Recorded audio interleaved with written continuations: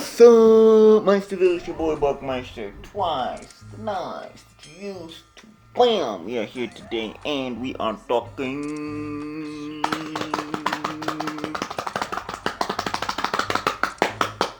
Ooh, Black Sands in the house, Black Sands in the house, Black Sands, Black Sands in the house, yeah, boy. Look at this cover. Looks so good. Looks so good. Let me show you some art. I got it signed. Check that out. I got it signed. Booyah. So yeah. And check that out also. Just so good. So I hope I'm showing you guys a decent thing. This is by Manuel Godoy and it is drawn by David Leonardman, which is really, I mean, he did a fantastic job with this art, man. Jeez. Yeah, so let's talk about our main characters over here. So we got ourselves Osar, I hope I'm saying that right. Osar, Seth, Asemi, and Nibet. That's the main crew. All right. So Osar over here is I think he's the eldest. He's next in line to be the pharaoh, but he's been more trained in combat. So there's like a little bit of a weird play over here, right? So he's the one who's supposed to be the pharaoh, but his brother has been trained in politics a lot better and is more known amongst the processes. So his brother handles a lot more. Seth, his brother over here, the vitiligo guy, Afro Michael Jackson. Nah, he's a really cool character. I really like him. Yeah, so he handles a lot of the official delegatory what you might have and all of that stuff, which I found to be very interesting. But getting back to the main character over here, Osar, very headstrong, very aggressive, very physical, very noble, I guess. Also very straightforward. Also is kind of deciding what he wants to be. Has had a really tough training regimen. It's been insane and it's affected his psyche a lot. So yeah.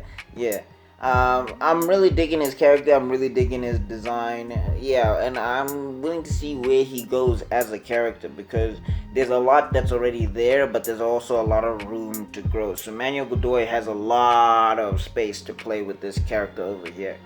Then we get to let's get to Seth. So Seth is he's a kid where he's the younger brother of Osar. And he's got this skin condition which people have viewed as a curse or whatever. And it's actually increased his powers in a sense that he can make people see horrible things because they see him as a horrible thing, which is really cool. And he can control sand. And he's very much strategic, and he's very much calm, analytical, which given his background is actually pretty interesting as well.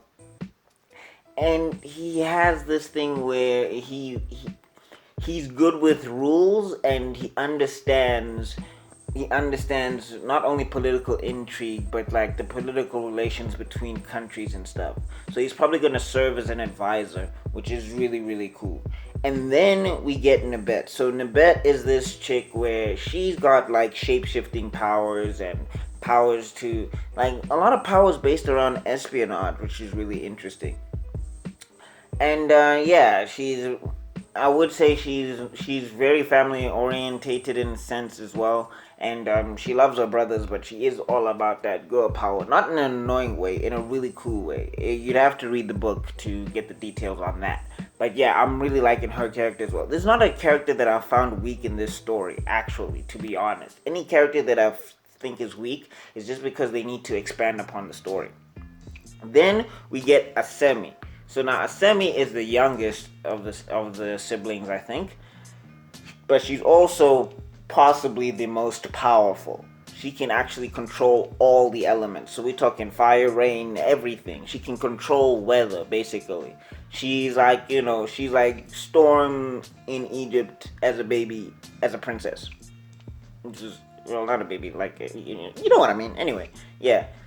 But the other thing is now she's very naive. So she has a lot of power, but she's not really wise in the ways of the world. So that could be a huge issue. I'm really liking that. And then we've got Osar's mom. We got Osar's dad and stuff named Geb. So Geb is not the pharaoh at the moment. He's still also a prince, but he's like a war general and all of that stuff. And he's very, very powerful. And he's very calm, cool, and collected. He gets mad, but he's very compassionate. So there's a nice balance going on there with him. And then we get Ra. Ra is the pharaoh. And Ra is Osar's granddad who took Osar for training. So Osar was trained by his grandfather. And his grandfather is very, very strict.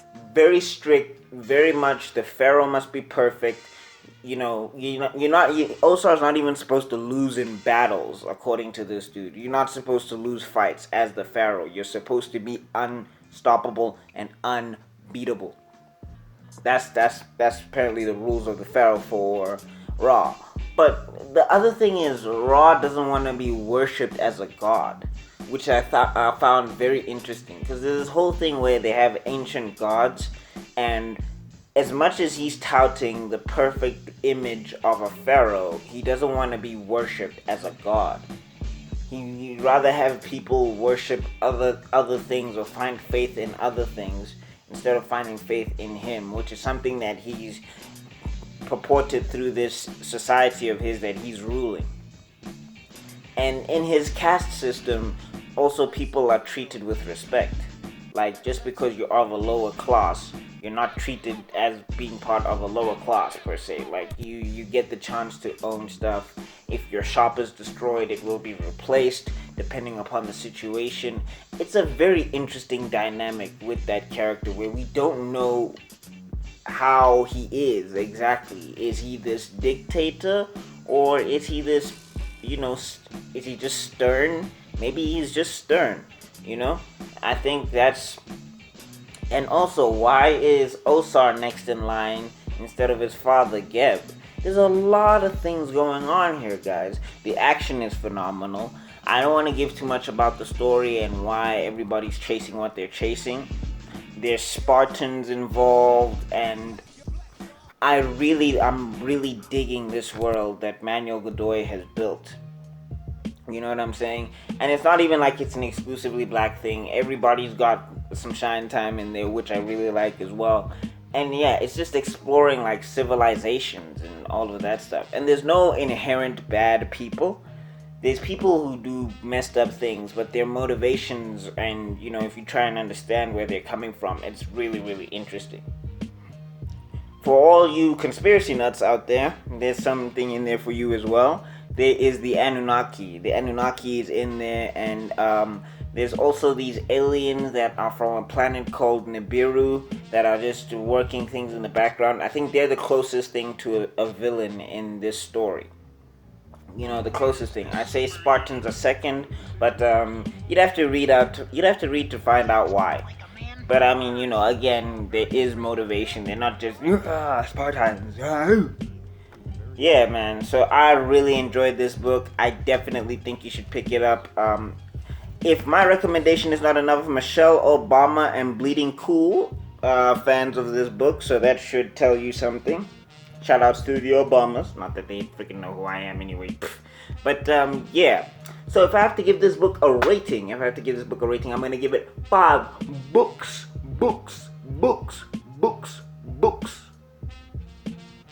I'll add another one just in case. Books, but it's 5 out of 5. This is brilliant. I really loved this volume. I really love this Ultimate Edition. It's so cool. So definitely go buy it. Shouts out to Black Sands. Shouts out to Manuel Godoy. I met him at the Comic-Con last year. This is a great book. Alright, if you guys like this video, please like, share, subscribe. If you did that is your business. I'll see you in another video because my stomach's gonna be out. Peace.